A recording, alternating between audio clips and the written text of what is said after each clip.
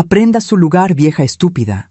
Esas fueron las últimas palabras que escuché antes de sentir cómo mis cabellos eran arrancados con tanta fuerza que pensé que mi cuero cabelludo se desprendería. Mi yerno Emiliano me arrastró por el pasillo como si fuera un saco de basura. Mis rodillas golpearon el piso de cerámica fría. Sentí el sabor de la sangre en mi boca. Me arrojó dentro de un cuarto pequeño al fondo de la casa. Un cuarto sin ventanas que antes guardaba cajas viejas y herramientas oxidadas. La puerta se cerró con un golpe seco. Escuché la llave girar en la cerradura. Me quedé ahí, en el piso, temblando. No de miedo, de rabia. Me llamo Esperanza Costilla. Tengo 60 años, y durante casi 2 años permití que mi propia hija y su esposo me convirtieran en una prisionera dentro de mi propia casa. Pero esa noche, encerrada en ese cuarto oscuro que olía a humedad y abandono, con el labio partido y el orgullo destrozado, saqué de mi sostén algo que ellos nunca supieron que tenía. Un teléfono celular secreto. Mis manos temblaban mientras escribía un mensaje. Solo una dirección. Solo 3 palabras más. Necesito ayuda urgente. Lo envié a un viejo conocido. 25 minutos después, escuché las sirenas. Y en ese momento, Isela y Emiliano descubrieron con quién se habían metido. Pero para entender cómo llegué a ese cuarto oscuro, con el cabello revuelto y el corazón roto, debo regresar al principio, al día en que todo parecía perfecto, al día en que aún creía que mi hija me amaba. A veces confiamos demasiado en quien no debemos. ¿Tú también te has decepcionado de alguien que amabas? Cuéntame tu historia en los comentarios. Quiero leerte. Hace 3 años, mi vida era completamente diferente. Vivía sola en una casa modesta, pero digna en la colonia Lindavista, al norte de la Ciudad de México.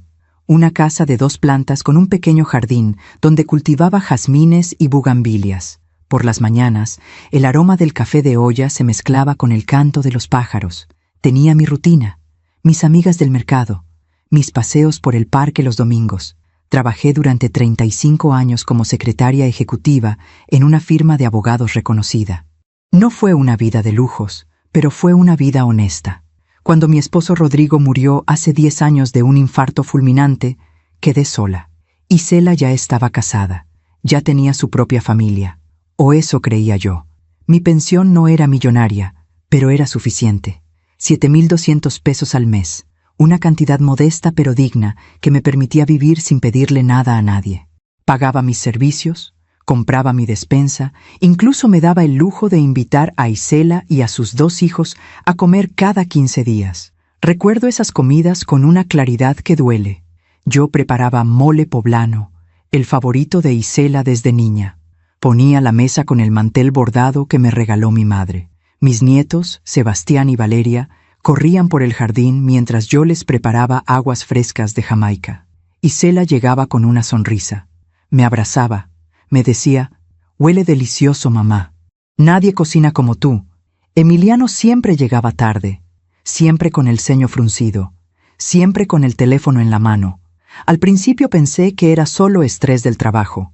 Isela me había dicho que él tenía un negocio de refacciones para autos, que las cosas estaban difíciles, que la economía no ayudaba. Yo asentía, yo servía más mole, yo callaba cuando él alzaba la voz para decirle a Isela que la comida estaba demasiado condimentada o que los niños hacían mucho ruido.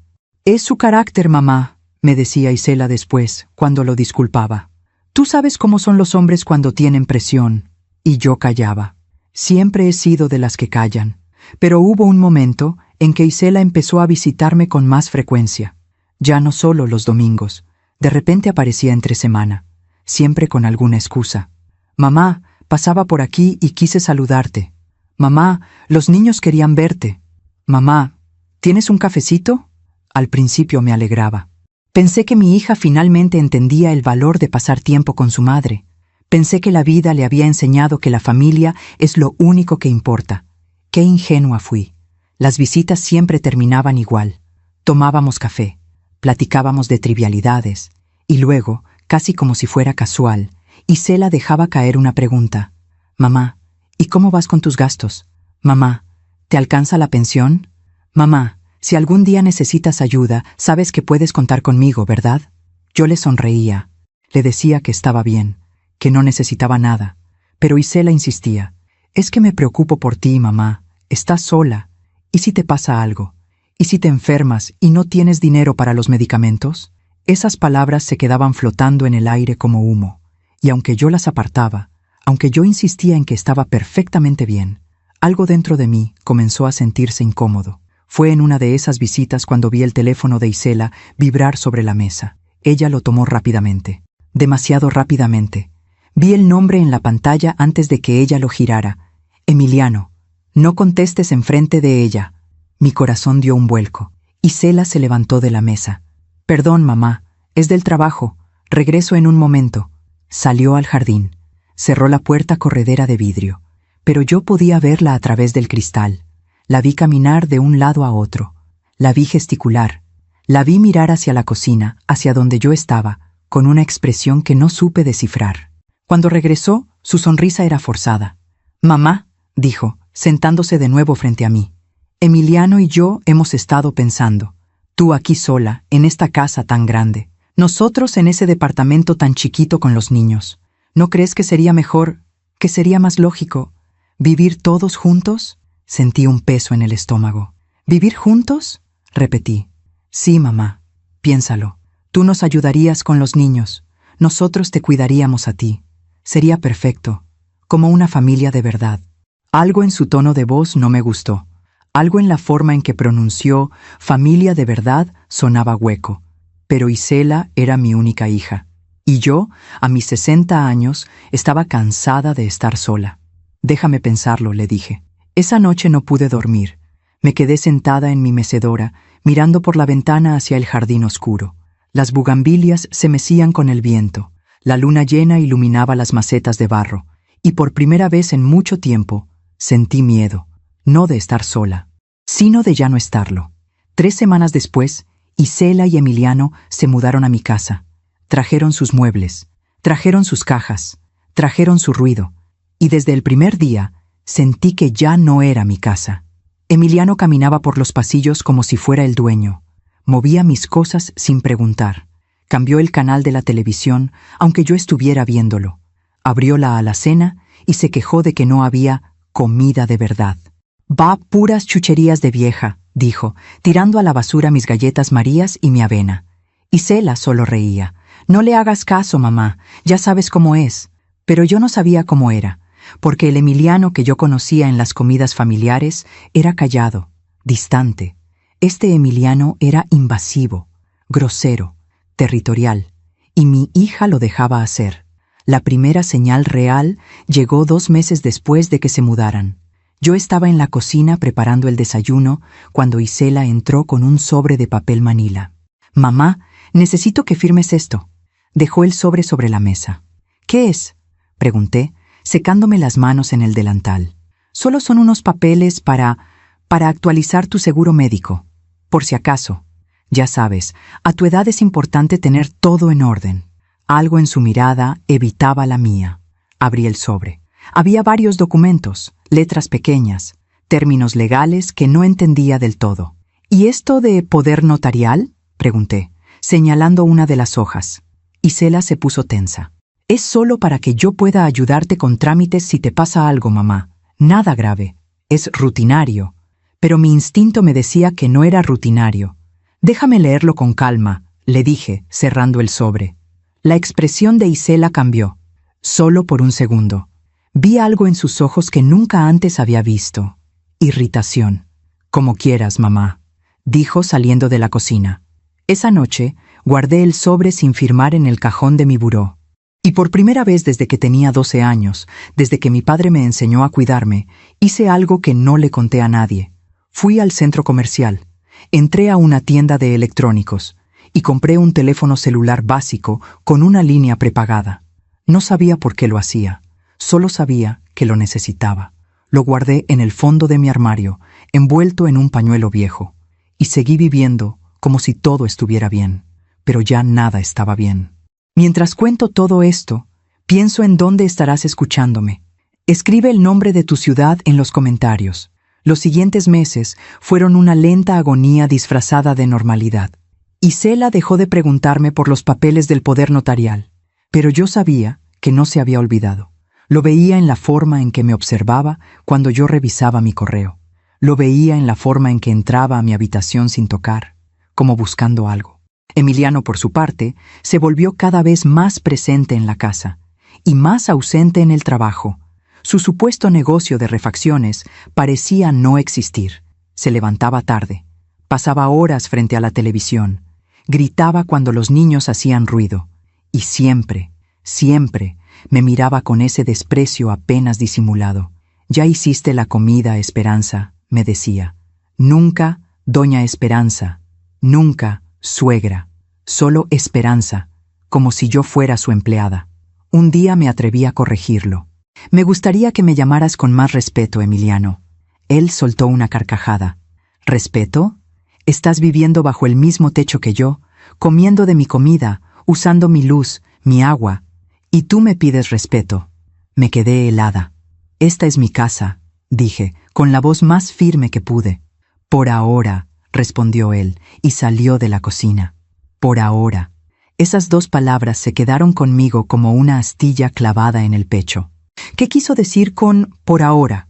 Esa noche, cuando Isela y Emiliano salieron a dejar a los niños en casa de su otra abuela, revisé mi escritorio, el cajón donde guardaba mis documentos importantes, escrituras de la casa, actas de nacimiento, mi testamento. Todo estaba ahí, pero algo no estaba en su lugar. Los papeles estaban revueltos, como si alguien los hubiera sacado con prisa y los hubiera vuelto a meter sin cuidado. Yo siempre los ordenaba cronológicamente. Siempre los dejaba alineados en sus carpetas. Alguien había estado husmeando en mis cosas. Sentí un nudo en la garganta. Cerré el cajón, y en ese momento tomé una decisión. Al día siguiente, sin decirle nada a Isela, salí temprano de la casa. Tomé un taxi y fui al banco. El ejecutivo que me atendió era el mismo de siempre. El señor Campos, un hombre de unos 50 años que siempre me trataba con amabilidad. «Buenos días, doña Esperanza. ¿En qué puedo ayudarla?» «Necesito revisar mi cuenta», le dije, «y quiero saber si alguien más tiene acceso a ella». El señor Campos tecleó en su computadora. Frunció el ceño. «Su cuenta está a su nombre únicamente. Nadie más tiene acceso. ¿Hay algún problema?» «No», mentí. Solo quería asegurarme. ¿Desea agregar a algún beneficiario? ¿Algún familiar? No, respondí rápidamente. De hecho, quiero que nadie pueda hacer movimientos sin mi presencia física aquí en el banco. ¿Es posible? El señor Campos asintió. Claro, podemos poner una restricción de seguridad. Cualquier movimiento mayor a 1,000 pesos requerirá su firma y su identificación en ventanilla. Hágalo, por favor. Firmé los documentos necesarios. Y cuando salí del banco, respiré un poco más tranquila, pero esa tranquilidad duró poco. 2 semanas después, llegó el primer día de depósito de mi pensión. Era día 3 del mes. Siempre llegaba el día 3. 7,200 pesos exactos.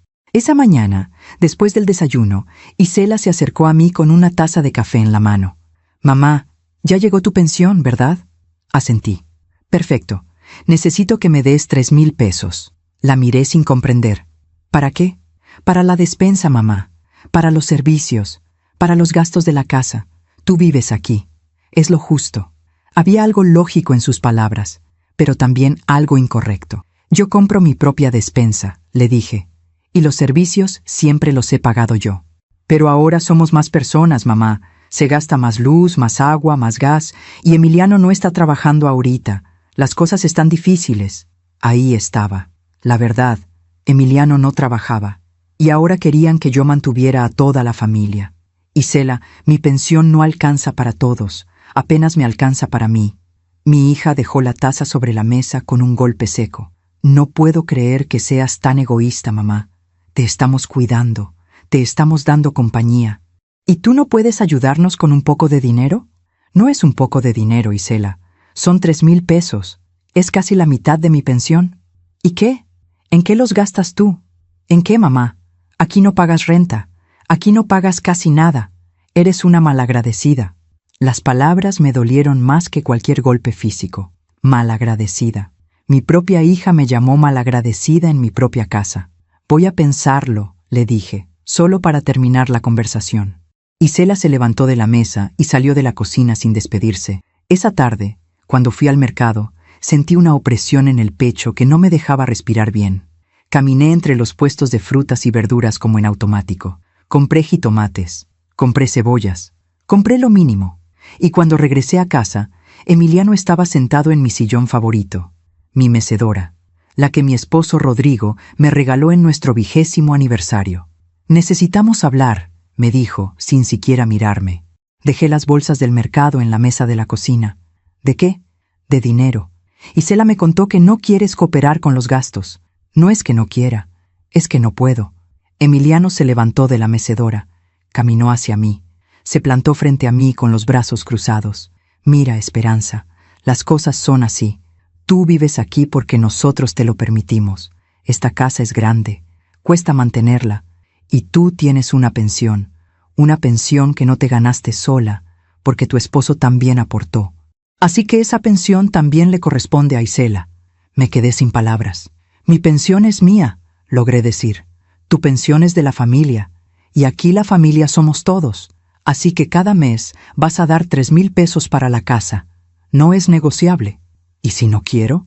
Emiliano sonrió. Fue una sonrisa fría, calculadora. «Entonces vas a tener que buscarte otro lugar donde vivir. Y a tu edad, con lo que cuesta una renta, buena suerte». Se dio la vuelta y salió de la cocina. Yo me quedé ahí, de pie, con las manos temblando. Esa noche no cené. No pude. Me encerré en mi habitación y me senté en la cama.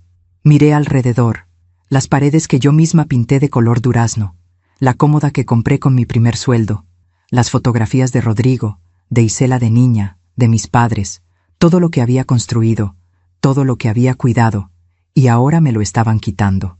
Abrí el armario, saqué el pañuelo viejo del fondo y desenvolví el teléfono celular secreto.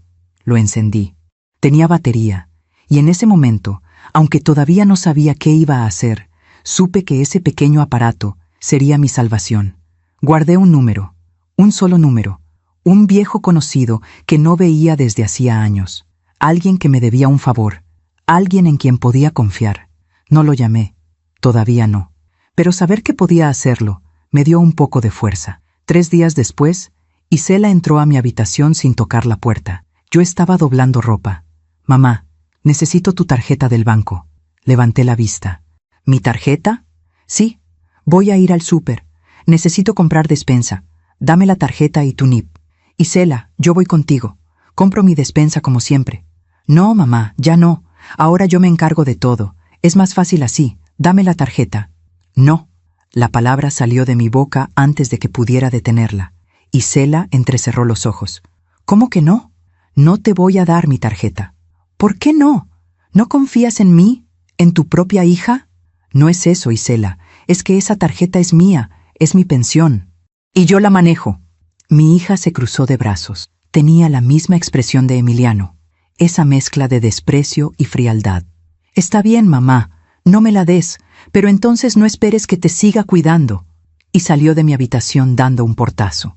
Los siguientes días fueron un infierno silencioso. Isela dejó de hablarme.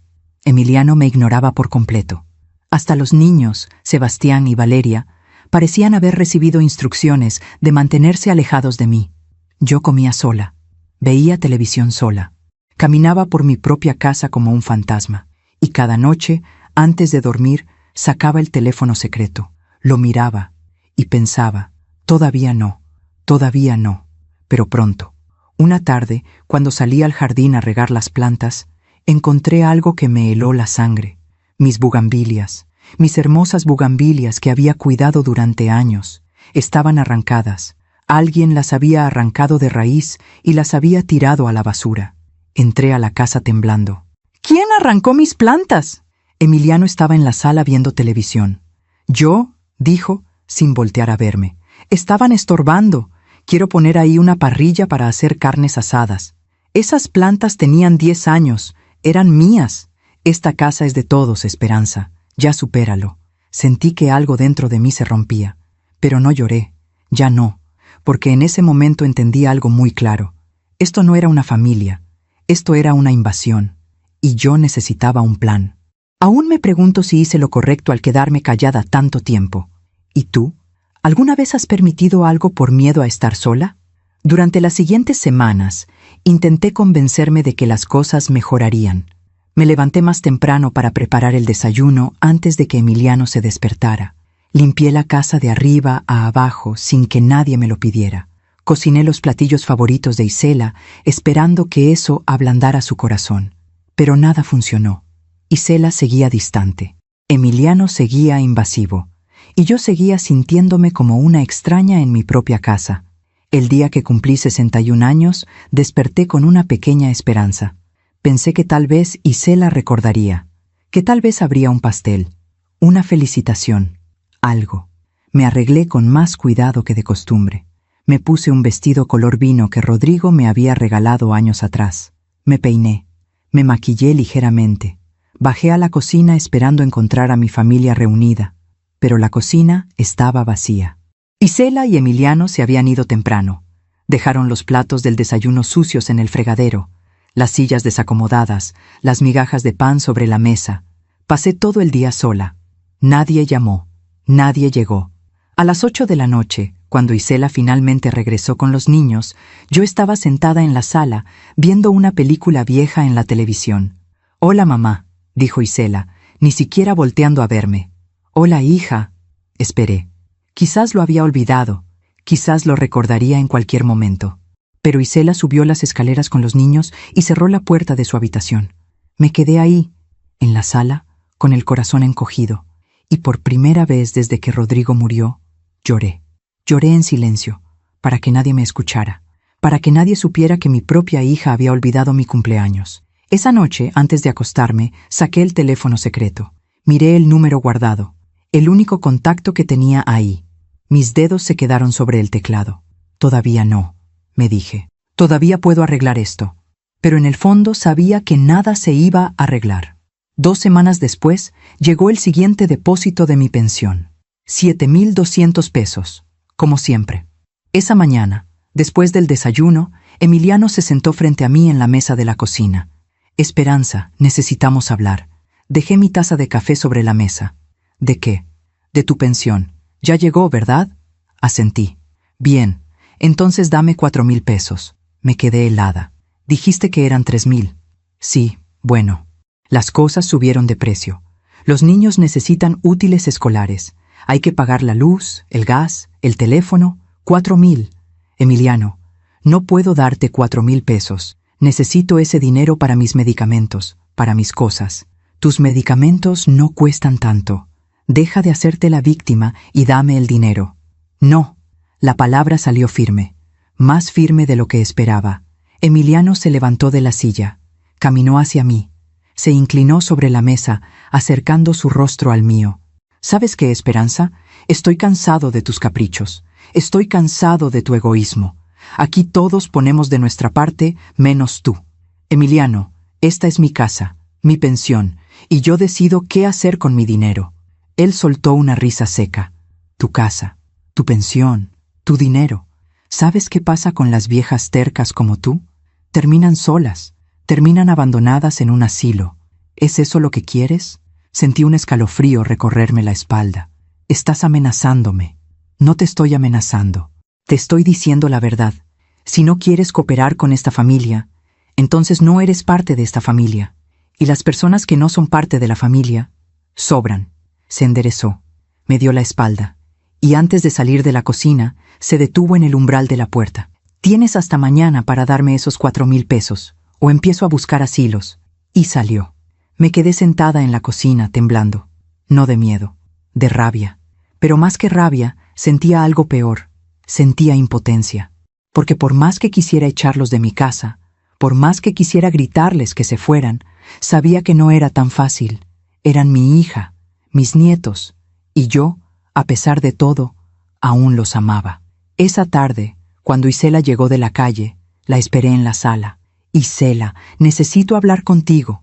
Mi hija se quitó los zapatos y se dejó caer en el sillón. «¿Qué pasa, mamá?» Emiliano me pidió 4,000 pesos de mi pensión y me amenazó con meterme a un asilo si no se los doy. Esperé alguna reacción. Esperé que Isela se indignara, que defendiera a su madre, que le dijera a su esposo que estaba fuera de lugar, Pero Isela solo suspiró. Ay, mamá, Emiliano no te amenazó. Solo está estresado. Las cosas están muy difíciles para nosotros. ¿Difíciles? ¿Y para mí no? Esta es mi casa, Isela, mi pensión. No puedo mantener a toda una familia. No te estamos pidiendo que mantengas a toda la familia. Solo que cooperes. Solo que seas justa. ¿Justa? ¿Justa con quién? ¿Con el hombre que arrancó mis plantas? ¿Con el hombre que me falta al respeto todos los días? Isela se puso de pie. Ya estoy cansada de esta conversación, mamá. Siempre eres la víctima. Siempre te quejas. ¿Sabes qué? Emiliano tiene razón. Eres egoísta. Siempre lo has sido. Las palabras me golpearon como piedras. Isela. No, mamá. Déjame terminar. Toda mi vida has sido así. Cuando papá murió, solo pensaste en ti, en tu dolor, en tu soledad. Nunca pensaste que yo también lo había perdido, que yo también estaba sufriendo. Eso no es cierto. Sí lo es. Y ahora que finalmente tengo una familia y necesito ayuda, tú me das la espalda. Tú me niegas lo único que te pido. No te estoy negando nada, Isela. Solo te estoy diciendo que no puedo darte 4,000 pesos cada mes. Es demasiado. Entonces dame 2,000, algo. Pero deja de hacerte la mártir. La miré. Realmente la miré. Y no reconocí a la mujer que tenía enfrente. Esa no era mi hija. Esa no era la niña que yo crié. Esa no era la pequeña Isela que me abrazaba y me decía, «Te amo, mami», antes de dormir. Esa mujer tenía los ojos fríos de Emiliano. Tenía su misma dureza. «Está bien», dije derrotada. «Te daré 2,000 pesos este mes». Isela asintió.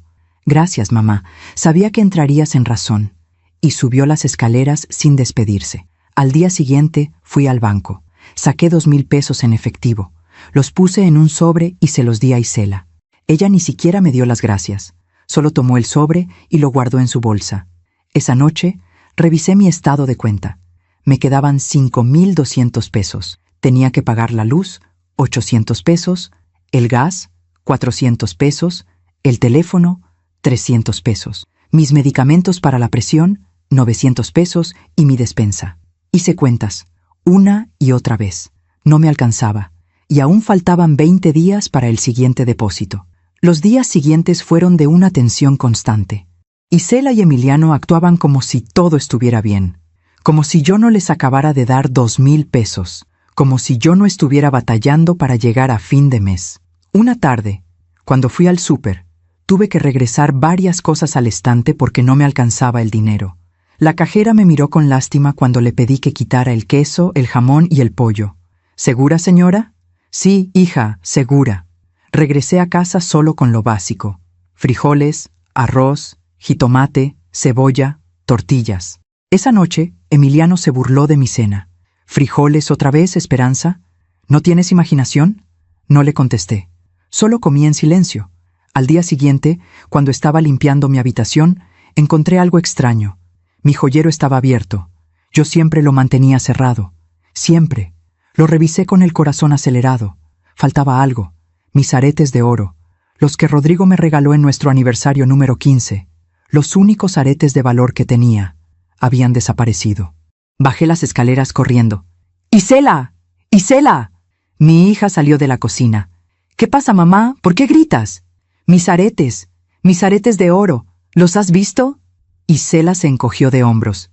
No, mamá, no sé de qué aretes hablas. Los aretes que tu padre me regaló, los que siempre están en mi joyero, han desaparecido. Pues no sé, mamá. A lo mejor los perdiste. Tú sabes que ya no tienes tan buena memoria.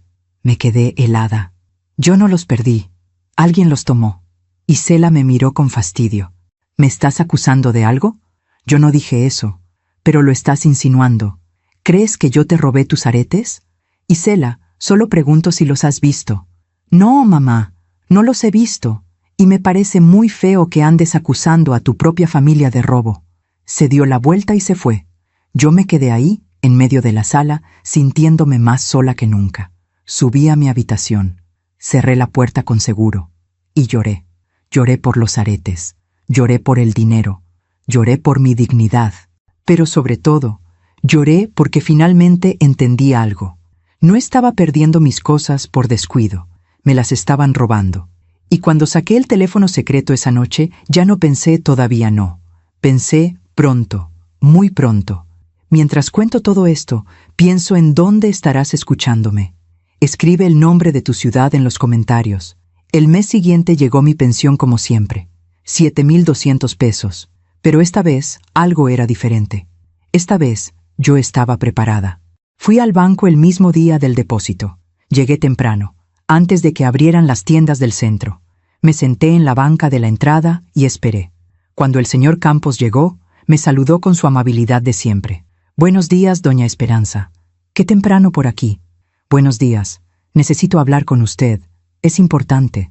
Me hizo pasar a su escritorio. Cerró la puerta de la oficina. «¿Qué sucede?» Respiré profundo. «Necesito que me explique algo. Si alguien quisiera sacar dinero de mi cuenta sin que yo esté presente, ¿podría hacerlo?» El señor Campos frunció el ceño. «No, doña Esperanza. Como le expliqué hace unos meses, pusimos restricciones en su cuenta. Cualquier movimiento requiere su presencia física y su identificación. ¿Por qué lo pregunta? ¿Tiene alguna sospecha?» «Sí, creo que mi familia está tratando de acceder a mi dinero». El señor Campos asintió lentamente. «Entiendo. Desafortunadamente, es algo más común de lo que se piensa.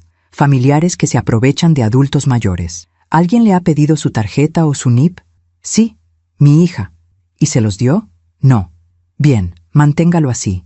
Y si me permite un consejo personal, considere abrir una cuenta de ahorro secreta, una que solo usted conozca, para emergencias». Sus palabras me dieron una idea. ¿Puedo hacerlo ahora? Por supuesto. 30 minutos después, salí del banco con una nueva tarjeta de débito. Una cuenta de ahorro completamente independiente a mi pensión. Había transferido 2,000 pesos a esa cuenta. Dinero que nadie sabía que existía. Guardé la tarjeta en el lugar más seguro que se me ocurrió, dentro de una caja de avena en la alacena de mi habitación. Nadie revisaría ahí. Cuando regresé a casa, Emiliano estaba esperándome en la sala. «¿Dónde estabas?» «Fui al banco». «¿Al banco? ¿Para qué?» «Para sacar dinero». Emiliano extendió la mano. «Dame 3,000 pesos». «¿3,000? El mes pasado acordamos 2,000». «Las cosas cambiaron. Los niños necesitan uniformes nuevos. Dame 3,000». Sentí que la sangre me hervía. «No te voy a dar 3,000 pesos, Emiliano». Su expresión se endureció. «¿Cómo dijiste?» «Que no. Ya te di 2,000 el mes pasado. No puedo seguir dándote más». Emiliano se levantó del sillón. Caminó hacia mí con pasos lentos y calculados. «Escúchame bien, vieja. Tú no decides nada en esta casa. Aquí yo mando. Y si yo te digo que me des 3,000 pesos, me los das. Esta es mi casa», dije, aunque mi voz temblaba. «Y tú no mandas nada aquí». Por un momento pensé que me iba a golpear. Vi la rabia en sus ojos. Vi cómo cerraba los puños. Pero entonces apareció Isela en las escaleras. «¿Qué pasa aquí?» «Tu mamá no quiere cooperar», dijo Emiliano, sin quitarme los ojos de encima. Isela bajó las escaleras. Se colocó junto a su esposo, los dos frente a mí. «Mamá, dame el dinero». «Isela, no puedo seguir dándoles dinero todos los meses. Mi pensión no alcanza». «Entonces vende algo». Me quedé sin aliento. «¿Qué venda algo?» «Sí, mamá. Esta casa está llena de cosas viejas que no usas. Vende la vajilla de porcelana de la abuela, vende los cuadros, vende lo que sea, pero consigue el dinero». «Isela, esa vajilla es de mi madre. Es lo único que me queda de ella». «¿Y qué? ¿Vas a dejar que tu familia pase necesidades por un plato viejo?» No podía creer lo que estaba escuchando. «Ustedes no están pasando necesidades. Emiliano simplemente no quiere trabajar». El golpe llegó tan rápido que no lo vi venir. Emiliano me dio una bofetada. No fue fuerte, no me tiró al piso, pero el impacto emocional fue devastador. Me llevé la mano a la mejilla, sentí el ardor, sentí las lágrimas brotando. «¡Emiliano!», gritó Isela, pero no lo gritó por indignación. Lo gritó por miedo, miedo a que yo hiciera algo. Emiliano me señaló con el dedo. «La próxima vez que me faltes al respeto, no será solo una cachetada, ¿entendiste?». Y subió las escaleras. Me quedé ahí, de pie, con la mejilla ardiendo y el corazón destrozado. Isela me miró. Por un segundo, solo un segundo, vi algo en sus ojos. ¿Culpa? ¿Arrepentimiento? Pero entonces desvió la mirada. No debiste provocarlo, mamá. Y siguió a su esposo escaleras arriba. Me quedé sola en la sala. Y en ese momento algo dentro de mí se rompió definitivamente. Subí a mi habitación. Cerré la puerta con seguro. Saqué el teléfono secreto. Mis manos temblaban mientras escribía un mensaje. Hola, soy Esperanza. ¿Te acuerdas de mí? Necesito tu consejo. Es urgente. Lo envié. 3 minutos después llegó la respuesta. Claro que me acuerdo de ti, Esperanza. ¿Qué sucede? ¿Estás bien? Empecé a llorar mientras escribía. No, no estoy bien. Necesito ayuda. Dime qué necesitas, lo que sea. Por ahora solo necesito saber que puedo contar contigo. ¿Puedo? Siempre has podido. Avísame cuando estés lista para hablar. Estaré aquí. Guardé el teléfono. Limpié mis lágrimas. Y por primera vez en meses sentí que no estaba completamente sola. Los días siguientes fueron de un silencio tenso. Emiliano no volvió a pedirme dinero, pero su presencia era cada vez más agresiva. Azotaba puertas, gritaba a los niños, miraba mis cosas con un desprecio que me helaba la sangre. Una tarde, cuando salí a comprar pan, regresé y encontré mi habitación abierta. Entré con el corazón acelerado. Todo estaba revuelto. Mis cajones abiertos, mi ropa tirada en la cama, mi joyero volcado. Habían estado buscando algo. Revisé rápidamente. La caja de avena seguía en su lugar. La tarjeta secreta estaba a salvo. El teléfono secreto también. Pero mi anillo de bodas había desaparecido. El anillo que Rodrigo me puso en el dedo hace 42 años. El anillo que nunca me quité, ni siquiera cuando él murió. El anillo que me quitaba solo para bañarme y que guardaba en una cajita de terciopelo. Había desaparecido. Bajé las escaleras furiosa. ¡Isela! ¡Emiliano! Los encontré en la cocina. ¿Quién entró a mi habitación? Isela levantó la vista de su teléfono. ¿De qué hablas? Mi habitación está revuelta. Alguien entró, y mi anillo de bodas desapareció. Emiliano se encogió de hombros. Yo no fui. Yo tampoco, mamá, dijo Isela. A lo mejor lo perdiste. No lo perdí, me lo robaron, y sé que fueron ustedes. Emiliano se levantó de la silla. Cuidado con lo que dices, Esperanza. ¿O qué? ¿Me vas a golpear otra vez? Si es necesario. Isela se puso de pie.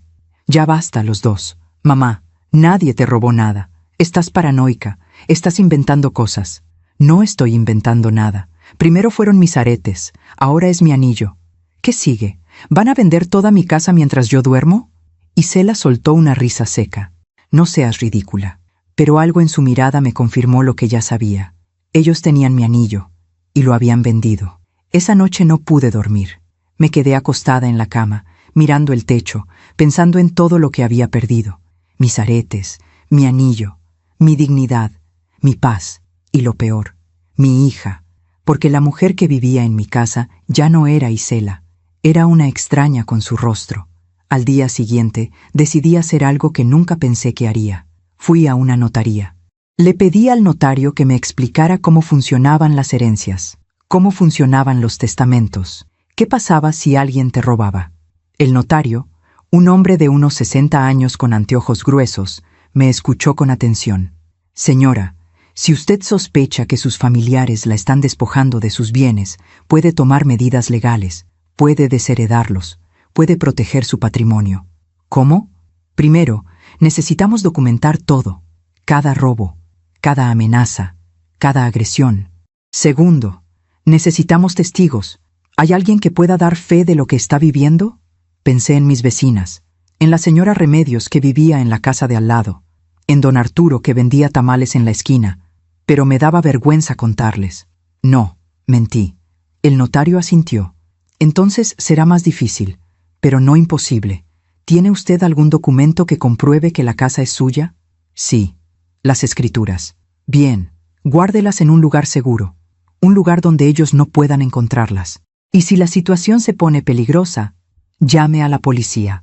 Salí de la notaría con una mezcla de alivio y terror. Alivio porque sabía que había opciones. Terror porque sabía que usar esas opciones significaba perder a mi familia para siempre. Esa tarde, cuando regresé a casa, encontré a Isela esperándome en la sala. «Mamá, ¿dónde estabas?» Salí a caminar. ¿A caminar? ¿A dónde? Al parque. Isela entrecerró los ojos. ¿Solo al parque? Sí, Isela, solo al parque. ¿Por qué me interrogas? Porque Emiliano te vio salir de una notaría. Sentí que el piso se abría bajo mis pies. ¿Me estaban siguiendo? No te estábamos siguiendo. Emiliano pasaba por ahí y te vio. ¿Qué estabas haciendo en una notaría, mamá? Pensé rápido. Estaba preguntando por mi testamento. Quiero actualizarlo. ¿Actualizarlo? ¿Por qué? Porque soy una mujer de 61 años, Isela. Es normal que tenga mis cosas en orden. Isela se cruzó de brazos. ¿Y qué vas a poner en ese testamento? La miré directo a los ojos. Eso es asunto mío. Mi hija apretó la mandíbula. Está bien, mamá. Guárdate tus secretos. Pero te advierto algo. Si estás pensando en desheredarme, te vas a arrepentir. ¿Me estás amenazando? No, te estoy avisando. Y salió de la sala. Esa noche, guardé las escrituras de la casa en un sobre manila. Las escondí dentro de una Biblia vieja que nadie abría. La Biblia la puse en el estante más alto de mi closet, detrás de unas cajas de zapatos, y saqué el teléfono secreto. Escribí otro mensaje. Creo que pronto voy a necesitar tu ayuda de verdad. ¿Sigues ahí? La respuesta llegó en segundos. Aquí estoy. Dime qué necesitas y cuándo lo necesitas. Pronto. Te avisaré pronto. Guardé el teléfono, y por primera vez en mucho tiempo, sentí que tenía un plan. Un plan para salir de esto. Un plan para recuperar mi vida. Pero antes de poder ejecutarlo, las cosas se pusieron mucho peor. 3 días después, llegó el cobrador de la luz. Tocó a la puerta. Yo abrí. Buenos días, señora. Vengo a dejar el recibo de la luz. Me entregó el papel. Lo abrí. 3,200 pesos. Me quedé helada. Debe haber un error. Mi recibo nunca pasa de 800 pesos. No hay error, señora. Hubo un consumo excesivo este bimestre. Pero eso es imposible. El cobrador se encogió de hombros. Es lo que marca el medidor. Si tiene alguna duda, puede llamar a la compañía. Se fue. Yo me quedé ahí, con el recibo en la mano, sintiendo cómo la rabia crecía dentro de mí. Entré a la casa. Fui directo a la sala, donde Emiliano estaba viendo televisión. ¿Qué es esto?, le dije, mostrándole el recibo. Él ni siquiera volteó a verme. El recibo de la luz. 3,200 pesos, Emiliano. ¿Qué hicieron? ¿Dejaron todas las luces prendidas las 24 horas? No sé de qué hablas. Claro que sabes. Este recibo está inflado, y sé que fue a propósito. Ustedes están tratando de quebrarme económicamente para que les dé más dinero. Emiliano finalmente me miró. Y sonrió. Esa sonrisa fría y calculadora que ya conocía. Paga el recibo, Esperanza, o nos cortan la luz. Y si nos cortan la luz, los niños no van a poder hacer su tarea. ¿Quieres eso? Esto es tu culpa. Pruébalo. No pude, porque no tenía pruebas. Solo tenía un recibo imposible y la certeza de que me estaban destruyendo lentamente. Esa noche, saqué el teléfono secreto por última vez antes de que todo explotara. Escribí un mensaje largo. Le conté todo. El dinero, las amenazas, los robos, la bofetada, el recibo inflado. Y terminé con una pregunta. ¿Qué hago? Ya no aguanto más. La respuesta llegó 1 hora después. Esperanza, lo que estás viviendo es violencia patrimonial y abuso familiar. Puedes denunciarlos. Yo puedo ayudarte. Pero necesito que me digas, ¿estás lista para dar ese paso? Porque una vez que empieces, no hay vuelta atrás. Leí el mensaje una y otra vez. ¿Estaba lista? ¿Estaba lista para denunciar a mi propia hija? ¿Estaba lista para perder a mis nietos?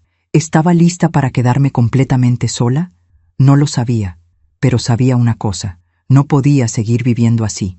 Escribí una última respuesta esa noche. Todavía no estoy lista, pero pronto lo estaré. Gracias por estar ahí. Guardé el teléfono. Apagué la luz y me preparé para lo que vendría, porque sentía en mis huesos que algo terrible estaba por suceder. Y tenía razón. Lo que sucedió 3 días después cambió todo. Era viernes por la tarde. Yo estaba en la cocina preparando sopa de verduras. Los niños, Sebastián y Valeria, jugaban en el patio trasero. Isela había salido al mercado, y Emiliano estaba en su habitación, como siempre, viendo la televisión. O eso creía yo. Cuando subí a mi cuarto a buscar un suéter porque empezaba a hacer frío, escuché voces. Venían de la habitación de Isela y Emiliano. La puerta estaba entreabierta. Normalmente no me detengo a escuchar conversaciones ajenas, pero algo en el tono de voz de Emiliano me hizo quedarme inmóvil en el pasillo. «Te digo que ya casi está», decía Emiliano. «¿Estás seguro?», respondió otra voz. No era Isela, era un hombre. Me acerqué con cuidado. Puse la espalda contra la pared y escuché. «Sí, compadre. La vieja ya está prácticamente quebrada. Le hemos sacado como 6,000 pesos en estos 2 meses. Y todavía le quedan las joyas que le faltan, algunos muebles que podemos vender y lo más importante, la casa». «¿Y ella ya firmó el poder notarial?». «No. Se puso terca con eso. Pero no importa. Tengo otro plan». «¿Cuál?». «Voy a hacer que se vea mentalmente incapaz. Voy a documentar que está senil, que se le olvidan las cosas, que dice que le roban cuando ella misma las pierde. Ya llevo un cuaderno con anotaciones. Cuando tenga suficiente, la llevo con un médico que me debe un favor y consigo un certificado de incapacidad mental». El otro hombre soltó una risa. «Eres un cabrón, Emiliano. Los negocios son negocios, compadre. Esa casa vale como 3 millones de pesos. Está en una zona que se está revalorizando. Si logro que Isela herede todo y luego convenzo a mi suegra de firmar la casa a nombre de Isela, podemos venderla y dividir el dinero». «¿E Isela sabe todo esto?». Hubo un silencio. «Isela sabe lo que necesita saber. Ella cree que solo estamos ahorrando un poco de dinero hasta que mi negocio despegue. No sabe que ya vendí sus aretes y su anillo. No sabe que estoy inflando los recibos para sacarle más dinero. Y definitivamente no sabe que planeo vender esta casa en cuanto sea legalmente posible. ¿Y si la vieja se da cuenta? No se va a dar cuenta. Y si se da cuenta, ya es demasiado tarde. Además, ¿a quién le va a decir? No tiene amigos, no tiene familia, está sola, completamente sola». Sentí que las piernas me temblaban. Me alejé de la puerta con cuidado. Bajé las escaleras sin hacer ruido. Entré a mi habitación, cerré la puerta con seguro y me dejé caer en la cama. No podía respirar. Todo era mentira. Todo era una trampa. Emiliano nunca tuvo intención de convivir como familia. Nunca tuvo intención de cuidarme. Desde el principio, desde el primer día que se mudaron a mi casa, su único objetivo era despojarme de todo. Y lo peor de todo, Isela lo sabía. Tal vez no sabía los detalles. Tal vez no sabía sobre las joyas vendidas o los recibos inflados, pero sabía que me estaban usando, sabía que me estaban robando, y no hizo nada para detenerlo. Me quedé acostada en la cama, mirando el techo, sintiendo cómo todo mi mundo se desmoronaba. Pensé en Rodrigo, en lo que él diría si estuviera vivo, en cómo me protegería, en cómo echaría a Emiliano de la casa a patadas, pero Rodrigo no estaba, y yo estaba sola. Completamente sola. Saqué el teléfono secreto. Mis manos temblaban tanto que apenas podía escribir. «Necesito verte. Urgente». Descubrí algo grave. La respuesta llegó en 2 minutos. «¿Dónde y cuándo?». «Mañana, en la cafetería del parque, a las 10 de la mañana. Ahí estaré». «¿Estás en peligro ahora?». «No lo sé, pero tengo miedo. Si sientes que estás en peligro inmediato, llámame. Al número que te di. No importa la hora. ¿De acuerdo?». «De acuerdo». Guardé el teléfono, y esa noche no pude dormir. Cada ruido me sobresaltaba. Cada paso en el pasillo me hacía pensar que venían por mí. Cada crujido de la casa me hacía imaginar lo peor. A las 3 de la madrugada, escuché que alguien intentaba abrir la puerta de mi habitación. La manija se movió. 1 vez, 2 veces. Luego, silencio. Me quedé congelada en la cama, sin atreverme a respirar. Minutos después, escuché pasos alejándose. Al día siguiente, desperté con ojeras y el corazón acelerado. Esperé a que Isela y Emiliano salieran. Le habían dicho a los niños que los llevarían a casa de la otra abuela. En cuanto se fueron, me arreglé rápidamente. Me puse un suéter, tomé mi bolsa y salí de la casa. Caminé rápido hacia el parque. Sentía que alguien me seguía, aunque cuando volteaba no había nadie. Llegué a la cafetería a las 10 en punto, y ahí estaba él, comandante Julián Ortega. Nos habíamos conocido hace 20 años, cuando yo trabajaba en la firma de abogados. Él era un joven policía que venía a presentar reportes. Yo le ayudé en un caso complicado, dándole acceso a documentos que necesitaba. Desde entonces, mantuvimos una amistad respetuosa. Con el tiempo, Julián ascendió. Se convirtió en comandante, y ahora era el jefe de policía del sector. Me vio entrar y se levantó de la mesa. Me saludó con un abrazo. Esperanza, hace años que no nos veíamos. Lo sé, Julián. Gracias por venir. Nos sentamos. Él pidió 2 cafés, y yo le conté todo. Desde el principio. Desde el día que Isela me convenció de que vivieran juntos. Desde la primera vez que me pidieron dinero. Desde los robos. Desde la bofetada. Desde el recibo inflado. Y finalmente, le conté lo que escuché ayer. El plan de Emiliano. El certificado de incapacidad mental. La venta de la casa. Julián me escuchó en silencio. Su rostro se fue endureciendo con cada detalle. Cuando terminé, él dejó su taza de café sobre la mesa. Esperanza, lo que me estás describiendo es un delito grave. Es violencia patrimonial. Es fraude. Y si logran hacerte firmar algo bajo coacción o bajo el pretexto de incapacidad mental, también sería despojo. Lo sé, pero no tengo pruebas, Julián. Solo tengo mi palabra. Tu palabra es suficiente para empezar, pero necesitamos documentar todo. ¿Tienes recibos? ¿Mensajes? ¿Algo que demuestre lo que te están haciendo? Pensé rápido. Tengo el recibo de luz inflado. Tengo el estado de cuenta de mi banco, donde se ve que he estado retirando dinero constantemente. Y tengo esto. Saqué mi teléfono personal. Les mostré los mensajes que Isela me había enviado pidiéndome dinero. No eran muchos, pero eran algo. Julián los revisó. Esto ayuda, pero necesitamos más. Necesitamos pruebas concretas de las amenazas, de los robos. ¿Cómo? ¿Puedes grabar conversaciones? Me quedé helada. ¿Grabarlos? Sí. Si Emiliano vuelve a amenazarte o a pedirte dinero, grábalo. Con tu teléfono, sin que se dé cuenta. No sé si pueda. Julián puso su mano sobre la mía. Esperanza, entiendo que tienes miedo. Entiendo que es tu hija. Pero lo que te están haciendo es un crimen. Y si no hacemos algo ahora, van a terminar de despojarte de todo, incluyendo tu casa. Tenía razón. Lo sabía. Pero la idea de grabar a mi propia hija, de reunir pruebas contra ella, me partía el corazón. Necesito pensarlo, dije. Julián asintió. Está bien. Tómate tu tiempo, pero no mucho. Mientras más tiempo pase, más difícil será revertir el daño. Y si Emiliano logra conseguir ese certificado de incapacidad mental... No terminó la frase. No hizo falta. Nos despedimos con otro abrazo. Ten mi número en marcación rápida, me dijo Julián antes de irse. Si pasa algo, si sientes que estás en peligro, llámame.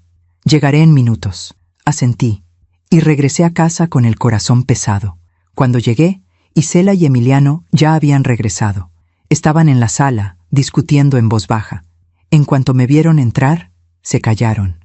«Hola, mamá», dijo Isela con una sonrisa forzada. «¿Dónde estabas?» «Fui a caminar al parque». «¿Al parque? ¿Sola?» «Sí, Isela. Sola. ¿Algún problema?» Emiliano me miró con desconfianza. «¿Con quién hablaste en el parque?» Sentí un escalofrío. «¿Cómo sabes que hablé con alguien?» «Te vi», dijo Emiliano. «Te vi entrando a la cafetería. ¿Con quién estabas?» Me quedé helada. ¿Me había seguido? «Con una amiga», mentí. «Una amiga del trabajo de hace años». «¿Qué amiga?» «Emiliano, no tengo por qué darte explicaciones». Él se levantó del sillón. «Sí tienes que dármelas, porque estás actuando muy raro últimamente, saliendo a escondidas, guardando secretos». «No estoy guardando secretos». «Sí lo estás. Y sé que estás planeando algo». «¿Y planear algo? ¿De qué hablas?» Emiliano caminó hacia mí. Se detuvo a centímetros de mi cara. «Te vi salir de la notaría la semana pasada. Te vi en el parque hoy. Sé que estás buscando ayuda. Sé que quieres echarnos de aquí. Esta es mi casa, Emiliano. Puedo echarlos cuando yo quiera». Él sonrió. Esa sonrisa que ya me daba pesadillas. «No puedes, porque tengo derechos como inquilino, porque Isela es tu hija, y porque si intentas algo, voy a demostrar que estás loca, que estás senil, que no estás en condiciones de tomar decisiones». Ahí estaba, la amenaza que escuché ayer, la misma amenaza, ahora dicha en mi cara. «No estoy loca. Eso lo veremos». Isela se puso de pie. «Emiliano, ya basta». Pero su voz no tenía fuerza, no tenía convicción. Emiliano me dio la espalda. «Cuídate, Esperanza, porque estás jugando con fuego». Y subió las escaleras. Isela me miró. Por un momento vi a mi hija, a la verdadera Isela, a la niña que yo crié. Vi culpa en sus ojos, vi arrepentimiento, pero entonces bajó la mirada. Deberías tener más cuidado, mamá. Y me dejó sola en la sala. Subí a mi habitación, cerré la puerta con seguro, saqué el teléfono secreto y escribí un mensaje a Julián. Me amenazó. Me dijo que va a demostrar que estoy loca, que va a quitarme todo. Necesito ayuda. La respuesta llegó inmediatamente. Empieza a grabar todo, cada conversación, cada amenaza, y mantén ese teléfono bien escondido. Voy a hablar con un juez conocido mío. Vamos a preparar una orden de protección preventiva, pero necesito pruebas. Lo haré. Y Esperanza, si la situación se pone violenta, no dudes en llamarme, día o noche. ¿De acuerdo? De acuerdo. Guardé el teléfono. Esa noche, cuando todos dormían, bajé a la cocina. Necesitaba agua. Necesitaba aire. Y fue ahí, en la cocina oscura, donde vi algo que me heló la sangre. Sobre la mesa había un folder con el logo de un hospital psiquiátrico. Lo abrí con manos temblorosas. Dentro había documentos, formularios y una carta dirigida a un doctor. Estimado doctor Mendoza, le escribo para solicitar una evaluación psiquiátrica para mi suegra, la señora Esperanza Costilla, de 61 años. En los últimos meses hemos notado un deterioro cognitivo considerable. Olvida dónde pone las cosas y luego nos acusa de robarle. Tiene episodios de paranoia. Cree que la estamos vigilando o persiguiendo. Su comportamiento se ha vuelto errático e impredecible. Adjunto un registro de incidentes que he documentado en los últimos 2 meses. Solicito una evaluación completa para determinar si es necesario iniciar un proceso de interdicción por incapacidad mental. Atentamente, Emiliano Vargas Torres. Mis manos temblaban tanto que el papel se caía. Ya lo había hecho. Ya había iniciado el proceso. Ya había fabricado evidencia de que yo estaba loca, y ese registro de incidentes que mencionaba era el cuaderno del que habló por teléfono. Un cuaderno lleno de mentiras. Saqué mi teléfono personal. Con manos temblorosas le tomé fotografías a todos los documentos, a la carta, a los formularios, y guardé todo exactamente como estaba. Subí a mi habitación. Le envié las fotos a Julián por el teléfono secreto. Su respuesta llegó en minutos. Esto es oro, Esperanza. Es prueba de intento de fraude. Mañana a primera hora voy con un juez. Vamos a detener esto.